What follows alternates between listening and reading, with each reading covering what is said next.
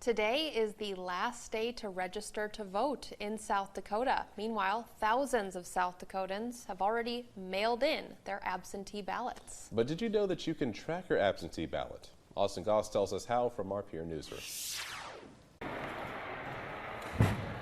This election has been more of an unusual one, as people from across the country prepare to mail in their ballots, many for the first time in their lives. This is my first time voting absentee. Kara Jensen is one of those voters, but it isn't necessarily the pandemic itself that led her to decide to vote this way. I figure, I work 8 to 5.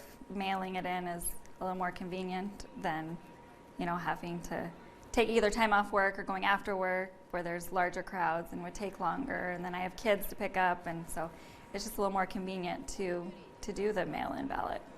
Secretary of State Steve Barnett has worked to provide as much transparency as possible this election season. This year, people who voted absentee can track their ballot just by entering a few pieces of information on the Secretary of State's website.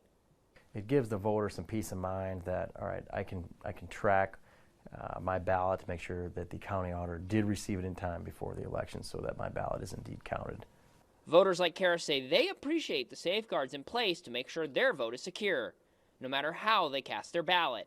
I think it's just an added security. You hear about things, nationwide of ballots going missing or things like that. It's just nice to, if I can track it, then I know right where my ballot is. And if there's an issue, I can, say, hey, my ballot's not there. Absentee ballots must be received by Election Day in South Dakota. In the Peer Newsroom, Austin Goss, Dakota News Now. You can track your absentee ballot now by going to dakotanewsnow.com or on our app. Just search Track Your Ballot. We've included links for South Dakota, Iowa, and Minnesota.